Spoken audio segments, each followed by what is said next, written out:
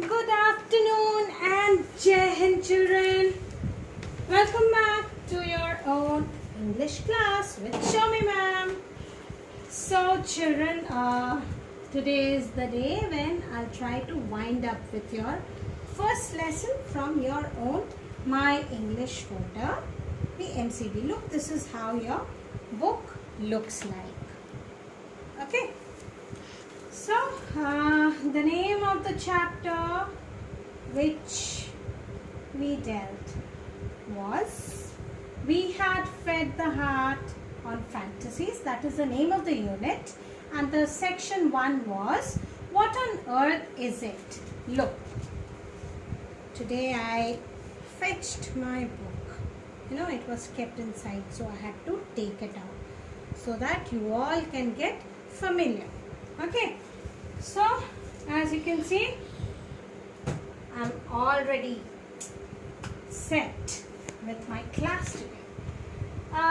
This is the name of the section which I'm dealing. That is What on Earth is it? Okay. Now, there are a few genre of write-up. Okay. So, now this is a part of a fiction. And the name of the author is E. Nesbit.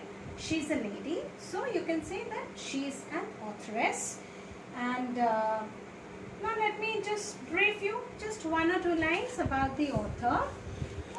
E. Nesbit is an author who loves to write about children, and definitely when I'm talking about children, I would love to include something which will fantasize children. So, Madam Nesbit, she was a wonderful writer who incorporated all types of fantasy elements in her writing. Now, same you came across with such kind of an element in this chapter also. And yes, it was the sand fairy which has been used in this particular context. Okay, and definitely it was none other than Psammead. Remember? Psammead. It was neither an animal nor a bird, and it was of course not a human being also. Now I would like you all to just underline one simple sentence which is there on page 17. I'll allow you all to have a closer look. Look here, it's given a Psammead. That's great to me. Now here, as you can see, that this word does not start with a P, right? This is in fact the pronunciation of this word P. Here, where is that gone? Yeah, it's given here. Psammead. Okay, so this is how you will spell, and the pronunciation should be Psammead, wherein P is silent, right? So that is very important, and here it's mentioned that that's great to me. So now let me tell you something, children. It is not the origin of the word, right? Remember the word gobbledygook which I shared when you all were in class 7? So it is gobbledygook for the children because that is very unusual, very different when you're not able to understand. That is where you will use this word gobbledygook. Okay, so let's come back to the story. So this is precisely a schematic diagram which I would say. You can see the house here. So this is, assume it to be the White Palace. Okay, these are the important characters of the story. That means the children. I have just, tried to draw. I know I'm very bad in drawing. But then I think this is sufficing, right? So we have Robert, Jane, Cyril, Anthea, and look at this cute little baby. Remember the lamb, the little baby. Why lamb? Because the baby started saying ba. Ba was the first word. So just, ridiculing that. So they call it lamb, although it's not a lamb. Okay, so these children, they came here in that White Palace from London. Now you can see that this seems to be the fence, so you can assume that the backyard was here somewhere. These are the orchards and the garden and those wildflowers, they were blossoming here. I have not drawn those flowers. You can draw it in your rough copy. Okay, so these children, they were there. They reached here. The parents, they were not there. Why? Because father had some, he had to go on a business tour. So he went, and in the story you found that the mother, she also had to go to her mother's house. That means the granny of these children, she wasn't keeping well. So mama had to go there to take care. Now, these four little things, four little cutie pies, the children like you. So they were left all alone in this big palatial house. So they were feeling very bored. Remember that saying, when the cat is away, the mice plays. You also do that, isn't it? Everybody knows. When the teacher is not there in the class, what do you all do? You create noise. You do whatever you all feel like. So now same thing happened here. Mama was not there. Papa was not there.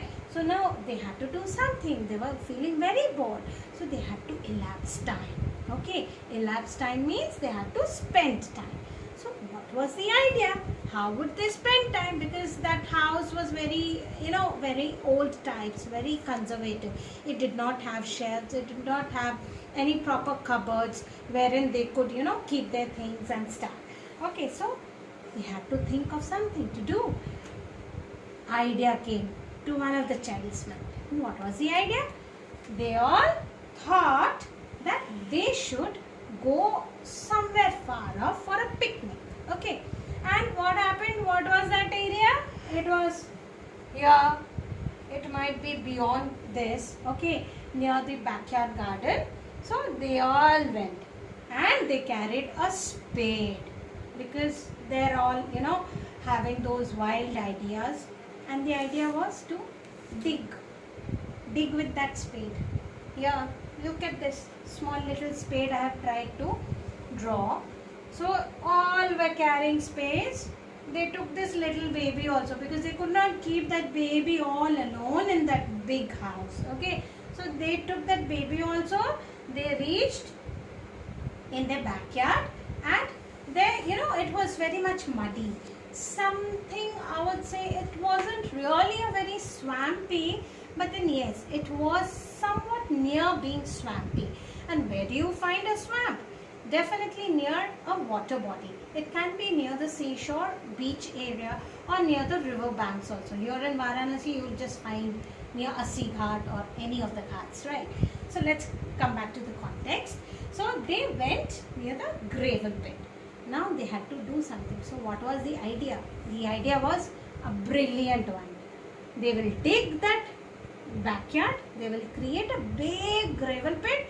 And in their imaginations, they will dig a tunnel so that, from this place they could go, run away and reach Australia. And imagine Australia, it is so far off. And they were there in Britain. Okay, London, they came to this place in a carriage in Australia towards south. Oh my God, what an imagination. And all credit goes to Madam Nesbitt. Her wild imaginations, incorporating all the contemporary things, and contemporary things hereby were these children.